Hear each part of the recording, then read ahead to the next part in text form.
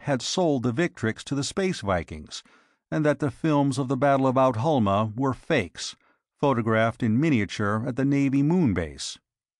Admiral Schefter, when Trask flew in to see him the next day, was contemptuous about this last. "Ignore the whole bloody thing. We get something like that before every general election. On this planet, you can always kick the Gilgameshers and the armed forces with impunity. Neither have votes, and neither can kick back. The whole thing'll be forgotten the day after the election. It always is." "That's if McCann doesn't win the election," Trask qualified. "That's no matter who wins the election. They can't any of them get along without the Navy, and they bloody well know it." Trask wanted to know if intelligence had been getting anything. "Not on how Dunnan found out the Victrix had been ordered to Outholma, no," Schefter said. "There wasn't any secrecy about it. At least 1,000 people, from myself down to the shoeshine boys, could have known about it as soon as the order was taped. As for the list of ships you gave me, yes. One of them puts into this planet regularly. She spaced out from here only yesterday morning. The Honest Horus." "Well, great Satan, haven't you done anything?" "I don't know if there's anything we can do. Oh, we're investigating, but... You see, this ship first showed up here 4 years ago, commanded by some kind of a neobarb, not a Gilgamesher, named Horus Sastroff. He claimed to be from Skathi. The locals there have a few ships. The Space Vikings had a base on Skathi about 100 or so years ago. Naturally, the ship had no papers. Tramp trading among the neobarbs, it might be years before you'd put in on a planet where they'd ever heard of ship's papers. The ship seems to have been in bad shape, probably abandoned on Skathi as a junk a century ago, and tinkered up by the locals. She was in here twice, according to the commercial shipping records, and the second time she was in too bad shape to be moved out, and Sastroff couldn't pay to have her rebuilt, so she was libeled for spaceport charges and sold. Some one-lung trading company bought her and fixed her up a little. They went bankrupt in a year or so, and she was bought by another small company, Star Traders Limited, and they've been using her on a milk run to and from Gimli. They seem to be a legitimate outfit, but we're looking into them. We're looking for Sastroff, too, but we haven't been able to find him. If you have a ship out Gimli way, you might find out if anybody there knows anything about her. You may discover that she hasn't been going there at all." "We might at that," Schefter agreed. "We'll just find out." Everybody at Cragdale knew about the projected treaty with Tanith by the morning after Trask's first conversation with Prince Edvard on the subject. The Queen of the Royal Bedroom, the Royal Playroom, and the Royal Bathroom was insisting that her domain should have a treaty with Tanith, too. It was beginning to look to Trask as though that would be the only treaty he'd sign on Marduk, and he was having his doubts about that. "Do you think it would be wise?" he asked Lady Valerie Alvarath. The Queen of 3 Rooms and 1 4-footed subject had already decreed that Lady Valerie should be the Space Viking Prince's girl on the planet of Marduk. If it got out, these people's welfare lunatics would pick it up and twist it into evidence of some kind of a sinister plot. "Oh, I believe Her Majesty could sign a treaty with Prince Trask," Her Majesty's Prime Minister decided. "But it would have to be kept very secret."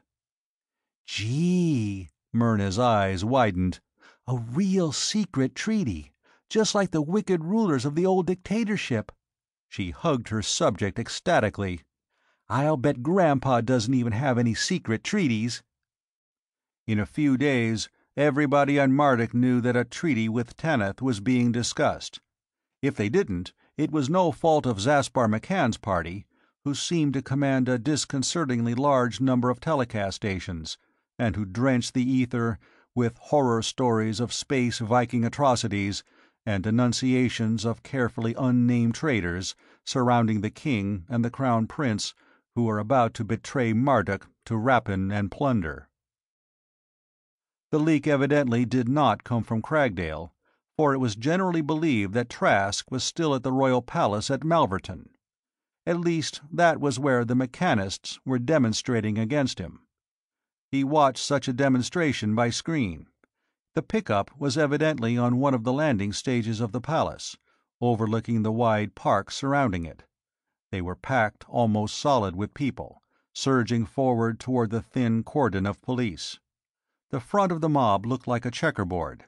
A block in civilian dress, then a block in the curiously effeminate-looking uniforms of Zaspar McCann's People's Watchmen, then more in ordinary garb, and more People's Watchmen. Over the heads of the crowds, at intervals, floated small contragravity lifters on which were mounted the amplifiers that were bellowing, "Space Viking, go home! Space Viking, go home!" The police stood motionless, at parade rest. The mob surged closer. When they were 50 yards away, the blocks of People's Watchmen ran forward, then spread out until they formed a line 6 deep across the entire front. Other blocks from the rear pushed the ordinary demonstrators aside and took their place. Hating them more every second, Trask grudged approval of a smart and disciplined maneuver. How long, he wondered, had they been drilling in that sort of tactics? Without stopping, they continued their advance on the police, who had now shifted their stance. "Space Viking, go home! Space Viking, go home!" "Fire!" he heard himself yelling. "Don't let them get any closer! Fire now!" They had nothing to fire with. They had only truncheons, no better weapons than the knobbed swagger sticks of the People's Watchmen. They simply disappeared, after a brief flurry of blows, and the McCann stormtroopers continued their advance. And that was that. The gates of the palace were shut. The mob, behind a front of McCann's People's Watchmen, surged up to them and stopped. The loudspeakers bellowed on, reiterating their 4-word chant. "Those police were murdered," he said. "They were murdered by the man who ordered them out there unarmed." "That would be Count Naidner, the Minister of Security," somebody said. "Then he's the one you want to hang for it." "What else would you have done?" Crown Prince Edvard challenged. "Put up about 50 combat cars, drawn a deadline, and opened machine-gun fire as soon as the mob crossed it, and kept on firing till the survivors turned tail and ran. Then sent out more cars, and shot everybody wearing a People's Watchman uniform all over town. Inside 48 hours there'd be no People's Welfare Party and no Zaspar McCann either." The Crown Prince's face stiffened. "That may be the way you do things in the Sword Worlds, Prince Trask. It's not the way we do things here on Marduk. Our government does not propose to be guilty of shedding the blood of its people." He had it on the tip of his tongue to retort that if they didn't, the people would end by shedding theirs. Instead, he said softly, "I'm sorry, Prince Edvard. You had a wonderful civilization here on Marduk. You could have made almost anything of it, but it's too late now. You've torn down the gates. The barbarians are in." 23. The colored turbulence faded into the gray of hyperspace. 500 hours to Tanith. Guat Kirby was securing his control panel, happy to return to his music, and Van Larch would go back to his paints and brushes, and Alvin Carford to the working model of whatever it was he had left unfinished when the Nemesis had emerged at the end of the jump from Mount Hulma. Trask went to the index of the ship's library and punched for History Old Terran.